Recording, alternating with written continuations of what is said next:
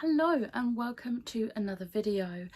So the day this is actually going up for you all to see is actually going to be my 28th birthday.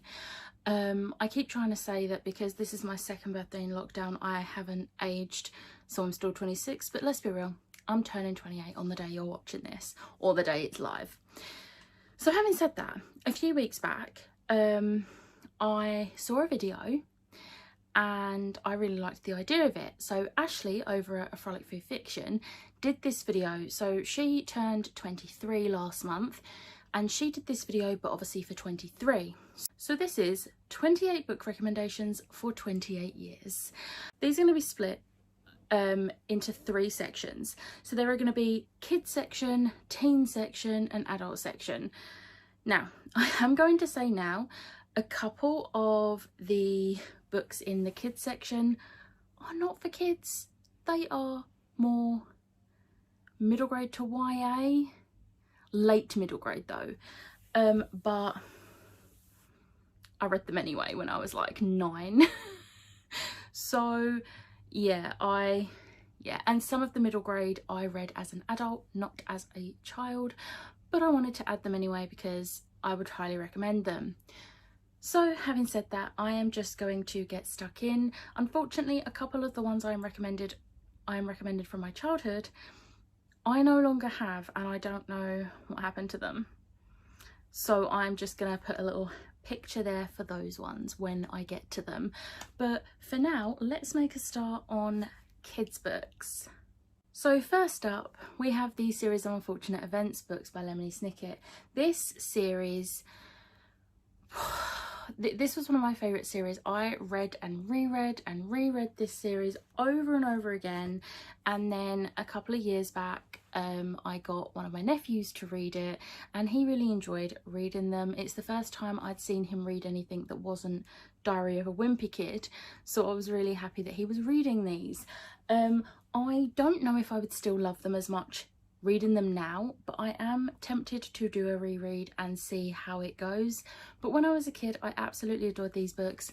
I loved the film, even though the film was terrible compared to the books. Like, I think the only reason I loved the film so much was because Jim Carrey is such a good Count Olaf. Like, he's so good. But these books were really good as a kid, and I remember waiting for the 13th one to come out, and I remember my mum pre-ordering it for me from WH Smith's when we used to have one in our town, and I remember being so excited on release day when I got it. So yeah. Next up we have the Magic Faraway Tree series. So this is the first book. This is The Enchanted Wood. This is by Enid Blyton.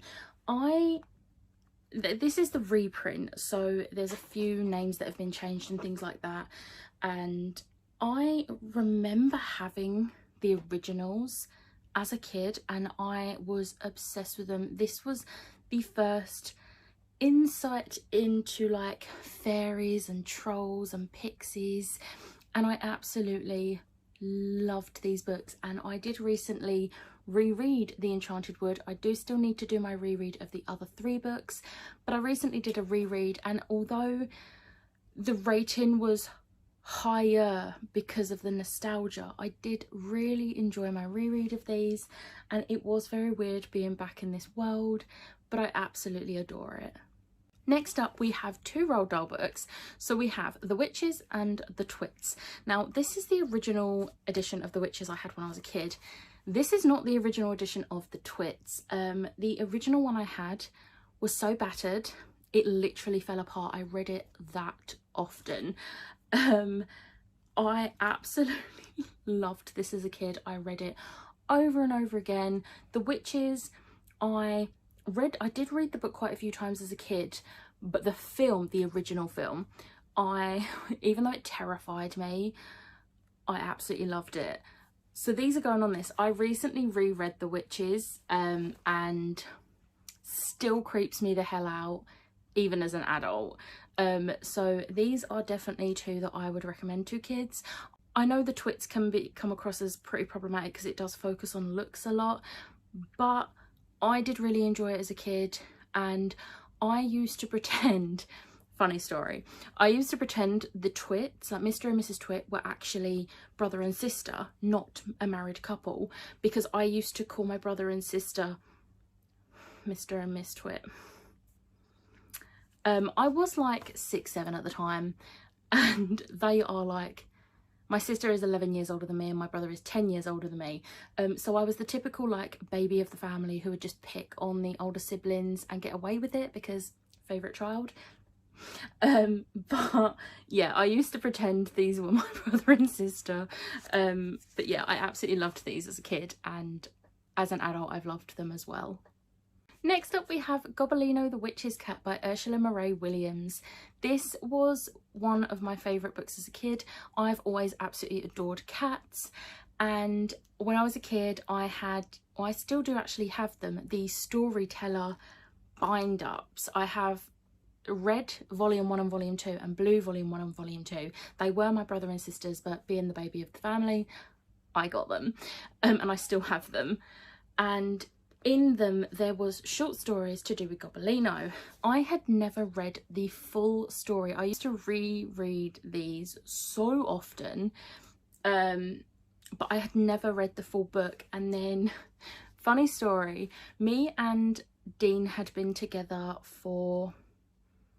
we weren't officially together, we were still in the dating stages. We'd been dating for about a month, and we had a date day which involved us just going up London and being massive nerds and tourists. And we went into Waterstones and I saw this, and it was the 75th anniversary edition. I've never owned the actual book, and he saw me eyeing it up and he bought it for me. So this has sentimental value as well as like nostalgic value, but I did read the entire book last year, and it was just as amazing as a full book as it was when I was a kid reading the individual little chapters. And there's obviously a lot more in this than there was in the Storytellers, so I really enjoyed reading this. Next up we have Suitcase Kid by Jacqueline Wilson. I had a lot of Jacqueline Wilson books as a kid, and I also used to get a lot of the others out of my library. Suitcase Kid is the only one I actually remember, and I remember reading it and rereading it over and over again, and I loved it. I loved it more than Tracy Beaker. And I loved Tracy Beaker. I don't know what it was about this one that really got me. I couldn't like relate to anything in it. I think I just really enjoyed the story and the writing, and I would love to reread it as an adult to see if I do actually still love it as much. I've been very tempted to get it out of the library, but we'll see. But yeah, any Jacqueline Wilson book, but specifically Suitcase Kid, was a huge part of my childhood, which also applies to the next ones I'm going to talk about, and that is the Mary-Kate and Ashley books, specifically Two of a Kind and So Little Time. I don't know if there was any others, but the Two of a Kind and So Little Time, I owned all of them and I would read them over and over again. I was a massive Olsen Twins fan. I still have all of their DVDs, including the first 3 volumes of So Little Time, because I love that show, but I still have them all on DVD. I refuse point blank to get rid of them. They were such a massive part of my childhood, and I feel like part of my attitude as a teenager probably stemmed from their attitudes in those films. But oh well. But yeah, I absolutely loved these books, and oh, they were such a massive part of my childhood. Like whenever I think about my childhood, Mary-Kate and Ashley are just there. They were always there in either TV, film or books. So yeah, I couldn't do this recommendation without having these guys on it. Next up are the last ones that I read actually as a kid, and these are the ones that aren't technically for kids, and they are point horror books. Now these are almost all of the point horror books I still have. I did get rid of a few quite a while back. I'm not going to go through these individually. These are just some of the favourites that I kept. Beach House, you can see how much I read it. These were my sisters before they were mine, and I started getting obsessed with anything horror-y, in like, but not like full-on horror, because I was like 9, 10. But I used to like sneakily read these from my sister's shelves.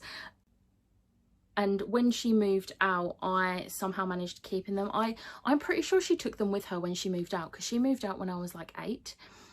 And I'm pretty sure she took them with her, and I somehow ended up with them again. I did have a lot more, but we gave my sister-in-law quite a few because she really likes them as well, and they were ones that weren't like my particular favourites. I think my sister took a few of her favourites back off me as well, but these were the ones that I was left with, along with 2 of the collection ones which have lots of short stories in, but I can't hold them all in one go. But yeah, I absolutely loved them. I had recently started watching Buffy. Yes, I know, I was very young. Buffy was what got me started on vampires and werewolves and everything, and then these didn't help either, but I absolutely loved these as a kid, and I wouldn't necessarily, unless the kid you're recommending these to is into this sort of stuff, I wouldn't suggest them. But if it's a kid that was like me when I was like 9, 10, then I definitely would. But at any age above that, really, I would recommend these because they're just so much fun, and yeah, they're so creepy, and I love it because I'm not a massive fan of full-on horror. This is the level of horror I'm okay with. And then we have the rest are ones that I have read as an adult and absolutely adored. So first up we have A Pinch of Magic by Michelle Harrison. This is 3 sisters and they have adventures. There are magic. They find out they have magical items. They have, in the first book, there is a curse and they have to try and break this curse on their family, and it's just so lovely. And the whole series is quite wholesome because the sisters just stick together no matter what, and I absolutely love it. It's just one of those books that I wish I'd had this when I was a kid, but this obviously is a fairly new book, but I wish I'd had these sort of stories as a kid. They're just so lovely. Next we have The Land of Raw by Jenny McLaughlin. So this is literally every kid's dream come true. These are twin brother and sister, and they are like 12-ish, I think, in this book, and they go to stay with their granddad for the summer holidays, and they rediscover the entrance to the imaginary world from their childhood. And basically the little sister is adamant that, oh, it's just imaginary. Turns out wasn't quite imaginary. They somehow, it was a real imaginary world that they used to go into as a kid, and they decide to have one last adventure in there, and things happen. There is adventure, there is danger, and it's just so wholesome. Like, could you imagine your imaginary world when you was a kid actually being real, and you being able to go into that world, get to ride dragons, have unicorns? It's just every kid's dream, and it's such a fun read and a really quick read as well. And the illustrations in this, let me try and find one that isn't spoilery. Okay, so here's a full 2-page illustration. It's absolutely gorgeous. Next up we have one where if you want a book that is middle grade and it's a magic school and you have The Chosen One, I feel like you think you know what I'm going to suggest, but I'm going to shock you.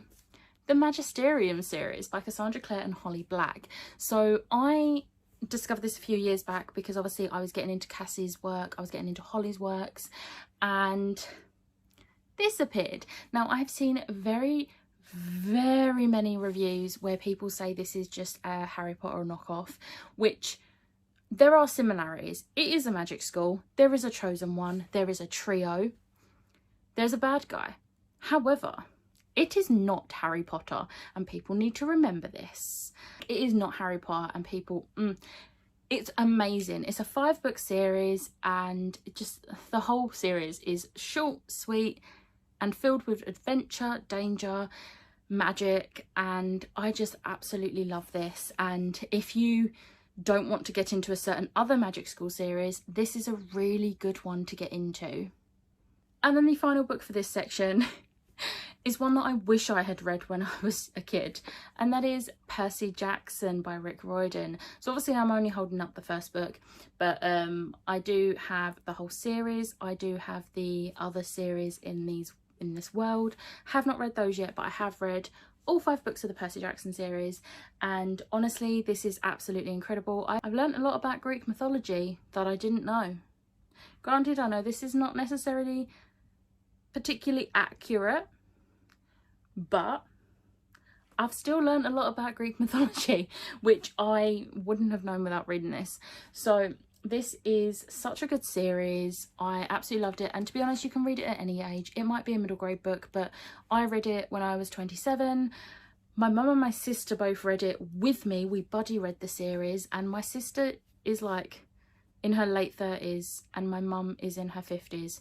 So, you know, any ages, literally. And my nephew, who is 14 at the moment, this is his favourite series, and he has read his books so many times in the years he's had them. So, you know, it's just such a good series and I highly recommend it. Okay, so now we're going to move on to the teen books. I again only have a few that I read as an actual teen, and then the rest are ones that I have read as an adult, but they are YA. So we're going to start off with one of my all-time favourite series, and that is the Demonata series by Darren Shan. I could have literally picked any of Darren Shan's books because I absolutely loved the Sakuda Freak series, but this is my favourite, and this was my introduction really to demons. Like, although I was obsessed with Buffy, that was more my introduction to vampires and werewolves, whereas this was my introduction to demons. I gave this a try because I was getting really into Buffy, and then I saw this, so I picked it up, gave it a read, and absolutely was just hooked. And then I got the other books, and I really want to do a reread of this series because and I actually got my oldest nephew, who is almost 20. He has read these and he's currently trying to do a reread, but it's not working for him. But he really enjoyed these on my recommendation as well. So yeah. Next up was one that my sister recommended to me, and she actually bought me my copies, and that is the Nightworld series by LJ Smith. Now, although I am recommending these to you, I do want to just put a little disclaimer in that I have not read book 9 because book 10 still has not been released. We've been waiting about 20 years now for book 10, and there's just no end in sight, and I refuse to read book 9 until I have book 10 in my hands, which is such a shame because these are such good books. We have vampires, we have witches, we have humans that fall for these creatures, and like Secret Vampire is actually the first book. So this is the bind up. Look at how yellow those pages are, Jesus. So this is the volume 1, so this is the first 3 books in bind up. There's 3 bind ups, obviously 3 books in each, and then book 10 was going to be its own book. Book 10's called Strange Fate. We have a name, we just don't have the book, and it's so frustrating. But yeah, Secret Vampire is actually my favourite of all of them. My sister's favourite is book 9, which is the one I haven't read. And it's a shame because I feel like book 9 probably would be my favourite too from what I've heard about it, but I just can't bring myself to read it if I don't have a book 10. So yeah, I would recommend these. They were a huge part of me becoming a teenager. I read them in my very early teens and absolutely adored them. But I would say if you are going to read them, just go into them knowing that there is no final book, and it hurts. Next up, I can't believe I'm putting this on a recommendation video because I do not recommend this, but Twilight by Stephenie Meyer. So I'm going to justify this decision. This was a huge part of my, I think I was 15 when I read it, and it was a huge part of, like most 15-year-old girls at the time these came out, it was a huge part of my life. you can see how much I read these books, and then the films came out and I haven't picked the books up since. These actually are no longer on my shelves, they are in storage. I literally took the first one out just for this video. Yeah, there is so much wrong with this book and this series and the author, but it will always have that little place in my heart. As much as I want to hate them, I can't bring myself to just erase it from my life, because it was a huge part of my life back in the day. And to be honest, it's not the worst book I've ever read, it's just not the greatest. And I point blank refuse to read Midnight Sun because I can't. It's been too long, I can't do it. But having said that, if we just throw that, if you want a trashy YA vampire werewolf novel, may I suggest Crave by Tracy Wolff. This is a very, very new addition to my shelf, and it's so cliche and trashy to the point that the main girl in this, she goes to her, these are not spoilers, just so you know, she is basically orphaned, her parents die, and she has to go and live with her uncle and cousin. However, her uncle is the principal of this boarding school that's in like the middle of nowhere, and obviously her cousin is a student there. So she goes there, and from the moment she walks into this school, you know, she doesn't, but you know, this isn't your normal school. It's a school for supernaturals. And she's just this human girl in this supernatural school. She has no idea supernatural creatures exist. And she starts falling for this guy because obviously she does. This is a YA book. And we know from the get-go what he is. And one of my greatest moments reading this, he hands her a copy of Twilight and says, read that. And that was the moment I fell for him. This also has so many other creatures. This, as well as having vampires and werewolves like Twilight does, this also has witches, it has dragons, it has mentions of gargoyles, and there's others. But this is such a good book. The sequel is also incredible. There is a another YA trope in the second one, which just, yes.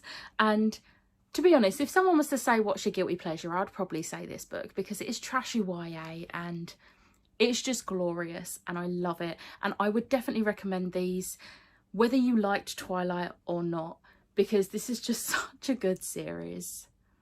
Next up we have Viper by Bex Hogan. So the third book in this series is coming out very, very soon. I'm so excited for my heart to be ripped out again.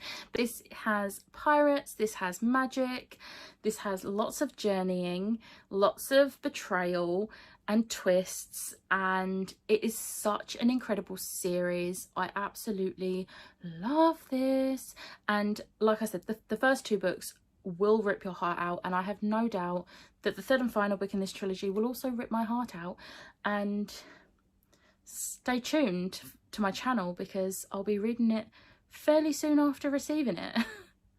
Next up we have Spellslinger by Sebastian de Castell. This series was recommended to me by a few people to listen to the audiobook, and I had only recently got into audiobooks. I'd only listened to a couple, and a few of my friends said, listen to the audiobook, the narrator is incredible. So I did, and I can confirm the narrator is the best narrator I have ever heard on an audiobook before. He is incredible. Even if you don't listen to the audiobooks and you just read the actual books physically or an ebook, these are incredible. And I think one of the things I love most about this is it's not your typical YA book, because name me another YA series that has a male main character. I don't think I have any. Like, I don't think I have any. So yeah, this is amazing. Also, this is Rykus. Rykus is a squirrel cat and one of the best characters in a book ever. Rykus will be your favourite, I can guarantee you that right now. But yeah, it's just such a good book. Obviously, magic, betrayal, all the things you want in a YA book. Next, we're going to go for a contemporary, which, look at me, contemporary. And that is The Paper and Heart Society by Lucy Powery. This series I had to add on to here. This is the first book. However, as much as I love the first book, the second book is better. I think partly because the second book, so this has lots of LGBTQ plus rep in it. The second book has even more rep in it, including a bisexual character who is like my favourite character. I love them so much. So this one also deals with like what they both do. They deal with mental health and like bullying and things like that, as well as like obviously discovering who you are, exploring who you are and coming out. They're just such wholesome books, and I just adore them so much. And the third book is coming out this year and I cannot wait to get my hands on it, because if it's anything like the first two books, I'm going to absolutely love it. Then we have another contemporary. This is a bit of a deep one, and that is The Places I've Cried in Public by Holly Bourne. This really got me, this book. So this really highlights how easily it is to ignore red flags in a relationship, especially when you're a teenager. And I think this is an important book for any teenager to read. No matter who you are, I think it's very important to read books like this. This hit home a little bit harder than I wanted it to, because some of the things that happened to the main character I can very much relate to. When I was her age, I was in a relationship where I did not see red flags until the end. And if I'd had a book like this, I might have noticed the red flags sooner. So I think this is very important for any teenager to read, because it will really open your eyes to not only notice red flags, but also to stop yourself acting that way to cause red flags, if that makes sense. But this book was incredible. I genuinely did cry so much at this book. It ripped my heart out, but it was also an incredible book, like any of Holly Bourne's books, but this one in particular I highly recommend. And then the final in the teen section, I'm just going to show you the whole series because they're in a box and I couldn't be bothered to get them out. It is the Shadowhunter series by Cassie Clare. Obviously, this is not all of the Shadowhunter books. This is just the first series. This is the Mortal Instruments series. So this is the one you read first. This series came into my life when I was around 16, 17. And it was thanks to my sister and her friend Emma. They nagged me about this. They was like, oh, you'll love this series. My God, were they not wrong at all? This is like one of my all-time favourite series. I have multiple copies of some of the books in this series. It's such an expansive world and I absolutely love it. But yeah, I highly recommend this series. I know there are lots of problems with this series in particular, not necessarily the later series that she's written, but this one in particular, there is some issues, and I hold my hands up and say I know there are some issues with this series. It's not the greatest, but it's also a very popular series and you can love it whilst also knowing there are issues with this. But yeah, I absolutely love this, and although this one is not my favourite series in the Shadowhunter Chronicles, it was the first one I read and it will always have a special place in my heart, and I have reread them multiple times, so it's definitely one for rereads. My arms are hurting from holding these books up. Oh, I feel like I'm doing a workout. Okay, so we're on the final section, and that's adult books. Are you ready? I feel like people that know me are going to know at least some of the ones I'm going to be holding up in this. So first up, we have A Dark Shade of Magic by V.E. Schwab. This was my first Schwab book I ever read, and it's just incredible. I love the second book the most, because not only does it have all of the magic and mystery of the first book, but it also has a tournament, and I love a book with a tournament. So these books are absolutely incredible. You will fall in love with Kel, you will fall in love with Lila, and you will also fall in love with Alucard and Rye. Those 4 characters are just everything you need. I love it. And you have like pirates as well in this, which pirates and princes, need I say more? Next up we have the Mistborn series by Brandon Sanderson. This, I have recently talked about this series a lot on my channel because I very recently read the first 3 books, which is the first trilogy. I do have the Mistborn era too. However, they are set many years later, and I've not read them yet. But the main trilogy, the metal magic is so interesting. Like, I'm not one for info dump, but if you start reading this and you're very confused about how the metal magic works, hold off, because, and if you don't like info dump, bear with me, because I hate info dump where it's just like, this is all the information, here you go. Hate it. However, the way it's done in this, the main character is being trained to use the metal magic. So you're learning with her, and it's so cleverly written. I've never loved an info dump section, but the info dump in this book is just perfect for me.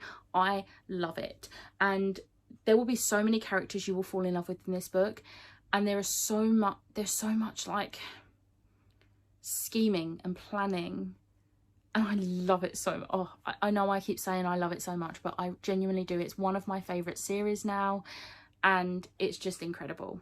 And next up we have Nevernight by Jay Kristoff. If you want assassins and a bisexual character, this is the series for you. This series is so good. The end of the second book had me so shook, and then I had to wait for the third book, and I was not ready for that wait, but it was worth the wait. I absolutely adored the entire trilogy. I had never read an adult book with assassins before. That's a lie. No, it's not. It's not. It was the first one. The other one I have put on the adult list. However, I never used to class it as adult. I used to class it as young adult, and then got to later on in the series and was like, no, this is at least new adult. But new adult doesn't really count, so it goes on adult. But this is adult, and if you ever see it in a bookshop in the YA section, know that the person who shelved it there needs to learn because this is not YA. But I absolutely loved it. I wasn't sure that I would love it because it's quite graphically gory and I'm not into that, but I loved this, and I did not hate the graphically gory scenes, which was very weird for me, but I highly recommend this series. Okay, so the next 2 series I'm going to just talk to you at the same time. Throne of Glass and A Court of Thorns and Roses by Sarah J. Maas. These, along with the Shadowhunters, are my favourite series ever. I love these so much. And this is what I mean by new adult, not adult. I would not class this as adult. However, I would not class it as YA either. The first book, YA. Yeah, you could probably get away with the first book being YA of this, but any further than that and you're talking at least new adult. So it's going in the adult section. However, these books are incredible. So if you want assassins and later on you want fairies and magic and demon things, you've got this one. If you want just pure fairy porn, go for this one. This is everything. I love this. This series has actually gone up. So this was my favourite series, then it was Shadowhunters, then it was this, and then some other stuff as well. These are now tied favourite since my reread of this. I'm currently trying to do a reread of this and got as far as Crown of Midnight, which is book 2. I've read the first 2 books and then haven't read any more since, which is really frustrating because the next book, Heir of Fire, is my favourite book from the Throne of Glass series. Make it make sense. But it's fine. It's fine. I'll get there eventually. But yeah, these series I absolutely love and I will always recommend these. They, especially this, has such strong female characters that I love it so much. And then this has the Bat Boys, which you can't not love the Bat Boys. I mean, the Bat Boys aren't in this one, but they're in the later ones. And you have to, unfortunately, read this one. I hate this one purely because of the love interest in this. Like, the love interest can just jump off a cliff. I hate him. But, anyway, let's not go into that. Next up, we have a set of books, which I'm just going to show you all of them. They're all the same author, but they're not necessarily all the same series. And that is the Christina Henry books. So these 3 are a series. These 3 are standalones. However, these books are absolutely incredible. These, I would say, very much toe the line between YA and adult, but I would not class them as YA. They are dark retellings, which I love. So obviously these Alice in Wonderland retellings, this Peter Pan, this is not The Little Mermaid. I thought it was, but it's actually P.T. Barnum, and kind of The Little Mermaid, more P.T. Barnum. And then this is obviously Red Riding Hood. This is my favourite one of her books. It was actually one of the first books I ever tabbed as well. I'm going to put these ones down. I love these books. They are so twisted. And I just, again, if you're like me and you're not a massive fan of horror, but you like to dip your toe in, Christina Henry's books are the ones for you because they are just so good and they're creepy, but not scary, which is what we want, right? So I have one final one to talk about, and that is Rhapsodic by Laura Thalassa. So this nearly did not make it onto the list purely because I only read this a week ago. But boy, did it get me. I have just been gifted the second book in this series for my birthday. So I'll be getting to the second book very soon. But this has sirens, it has wolves, it has fairies, and it has smut, and I'm here for the smut. Let's be real, by this point it's just fairy porn and I'm here for it. But I love this. This is so good. There is also a very creepy aspect to it near the end, which had me on the edge of my seat, and I was like, oh, I don't like it, but in the sense that I'm gonna keep reading. I love it. I need to know what happens. This is quite a popular series recently, which is how I discovered it, and it's definitely one that I will recommend to quite a few people. So I could not add this onto this list. So that is my 28 recommendations for the 28 years that I have been on this earth. I am currently looking at this massive pile of books that I've now got to put back on my shelves, and I'm kind of regretting this decision.